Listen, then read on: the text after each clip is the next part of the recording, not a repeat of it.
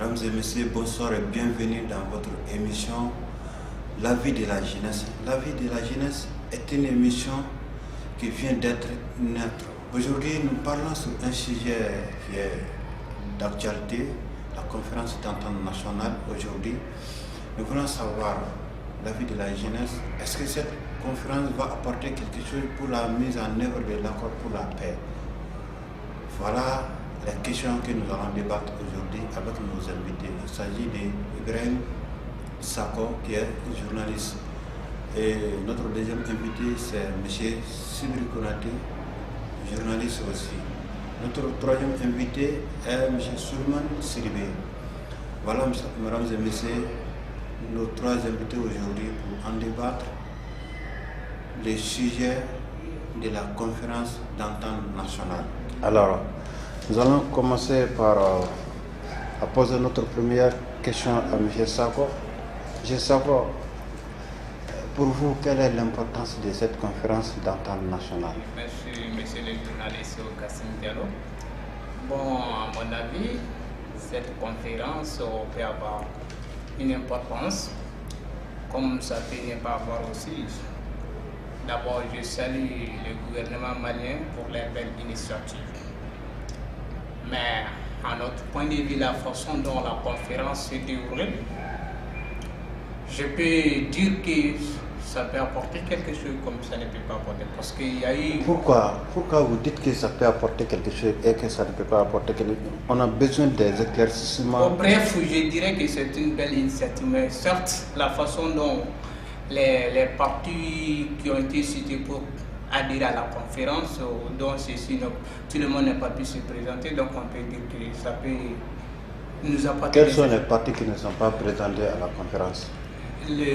La CEMA, la plateforme et puis l'opposition, donc ils n'ont pas dû participer. Enfin, mais la CEMA a dû participer, tout simplement ils ont été négociés. Vous partagez cette idée?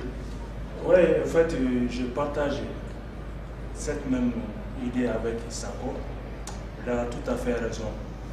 Parce que vu l'ouverture, c'était lundi, l'ouverture même de cette conférence, on a vu que tous les participants n'étaient pas présents. Tous les participants n'étaient pas présents. Est-ce que vous voyez? On a vu que la CEMA n'était pas là. On a vu cette absence. La CEMA n'était pas là, puis la plateforme aussi n'était pas là. L'opposition aussi n'était pas là. Donc moi je pense que l'ouverture même ça a été un échec. L'ouverture de cette conférence a été un échec total pour moi. Donc je ne pense pas que l'initiative... Mais est-ce que vous pouvez nous dire par exemple pourquoi l'opposition n'a pas participé à la conférence? Est-ce que vous connaissez la raison?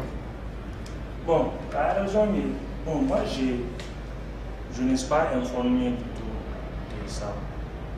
La raison, bon, je ne sais pas pour l'opposition pourquoi ils n'ont pas participé à cette conférence, je ne sais pas du tout.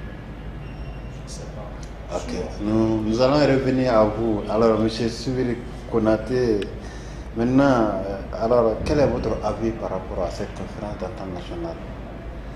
Ok, merci de bien vouloir me donner la parole. Effectivement, concernant la conférence d'entente nationale, dont nous sommes là ce soir autour de ce sujet-là, moi je dirais que l'initiative était belle, très belle, mais le fond est pourri, ça ne va pas, c'est-à-dire à l'intérieur. Parce qu'on a essayé de faire une initiative, mais à l'intérieur, il n'y a pas de l'accord. C'est-à-dire les idées ne sont pas cohérentes. Donc c'est ce qui pose problème dans ça. Donc moi je trouve que ça c'est déjà une moquerie, c'est-à-dire pour les Maliens, parce qu'au lieu de dire une conférence d'entente nationale, ça, on est en train de moquer, c'est-à-dire aux Maliens. Parce que pourquoi? On est en train d'exploiter le Mali, en même temps d'insulter les Maliens, sinon même c'est pas pour instaurer la paix au Mali.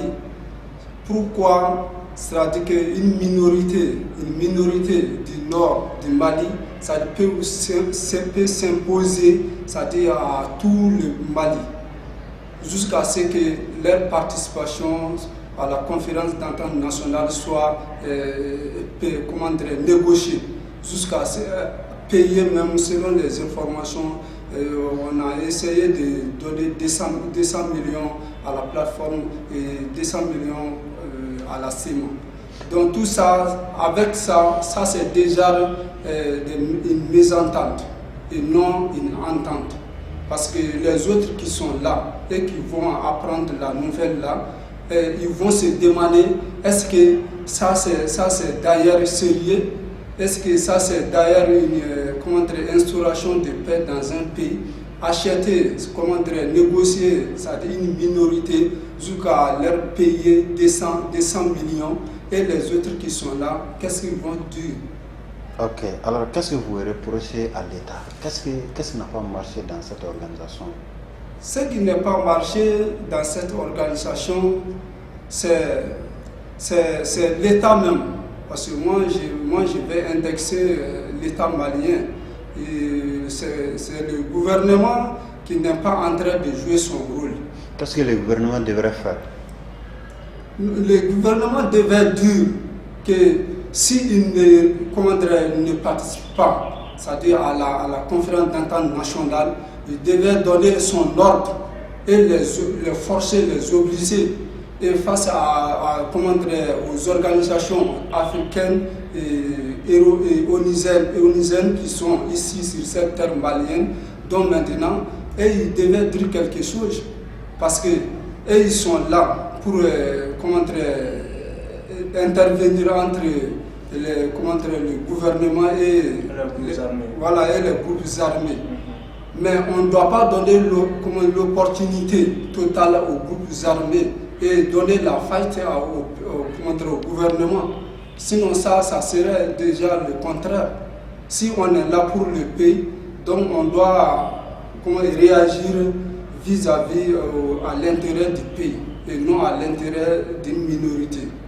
Ok, maintenant comme la conférence d'entente nationale, l'ouverture c'était le lundi, mais ça ne s'arrête pas à Bamako ici. Selon les programmes, ils doivent aller faire des conférences à Tombouctou, à Gao. Maintenant, comment vous jugez cette délocalisation de la conférence? La question est adressée toujours à M. Sibriko. Ah, ok, ça, c'est bien. Donc, cette délocalisation de la tenue de cette conférence d'entente nationale au Mali, je trouve que tout ça, c'est sur la base de la politique. Parce que moi, je dirais que cette lutte-là même n'est pas une rébellion, c'est plutôt, c'est-à-dire la lutte politique. Il y a la lutte politique qui est là, qui est en train de détruire tous les accords là. Donc c'est sur cette base-là que c'est délocalisé. Sinon, pourquoi pas, ça ne pouvait pas, l'entente pouvait se faire comprendre à Bamako ici. On pouvait donner une idée claire ici, étant à Bamako ici. Certainement, moi, je dirais que ça, c'est une chose très évidente, parce que le Mali ne s'arrête pas à Bamako. Donc, il faut délocaliser pour aller consulter les autres. Parce que quand on arrête à Bamako, tout le monde n'a pas les moyens de se déplacer. Quand on parle d'une conférence d'entente nationale, c'est de tout le monde. C'est pas Bamako seulement. Donc, il faut se déplacer, d'aller dans une autre localité pour aller rencontrer les uns et les autres. De quoi vous êtes là à faire, pour les faire comprendre. Donc, à ce niveau, je pense qu'il n'y a pas de plan. Mais en ce qui concerne la CEMA de consulter leur base, la date était très bien déterminée dans l'accord. Donc, pourquoi ne pas consulter leur base bien avant aujourd'hui? Donc, c'est juste c'est un comportement vraiment qui montre déjà qu'ils ne veulent pas participer, sinon c'est pas aller consulter leur base. Parce que la date était très bien déterminée. Donc, si vous voulez participer réellement, ils devaient consulter leur base bien avant aujourd'hui. Mais ce n'est pas à la veille de la conférence que vous allez dire que vous allez aller consulter votre page. Donc ça nous montre tout de suite que vous ne voulez pas participer. Ok. Je voudrais vous dire que la société civile a participé, la mouvement présidentielle a participé, les groupes armés ont participé. On peut dire comme ça, l'opposition n'a pas participé. Ça vous donne quelle impression, M. Sylvain? L'opposition. Bon, quand moi je vois les actes de l'opposition malienne, je dirais que l'opposition même, en quelque sorte, n'aime pas notre pays. Je dirais ça. Parce que pourquoi l'opposition n'a pas... Pourquoi ils n'ont pas participé à la conférence? Moi, je n'en disconviens pas. Pourquoi ils n'ont pas fait ça? Mais moi, je vois depuis le départ. Les grévistes là. Avec les grévistes, l'opposition a fait quoi? Ils sont partis à l'hôpital, sont là à manipuler les gens, à les pousser, à dire de n'importe quoi. Alors que, bien entendu, il y avait une date en place. Même si l'opposition participait à la conférence là, qu'est-ce qu'il allait dire? D'accord. Cyril, puisque toutes les parties n'ont pas pu participer à la conférence, est-ce qu'on peut dire que la conférence a été un échec? On peut dire que la conférence a été un échec.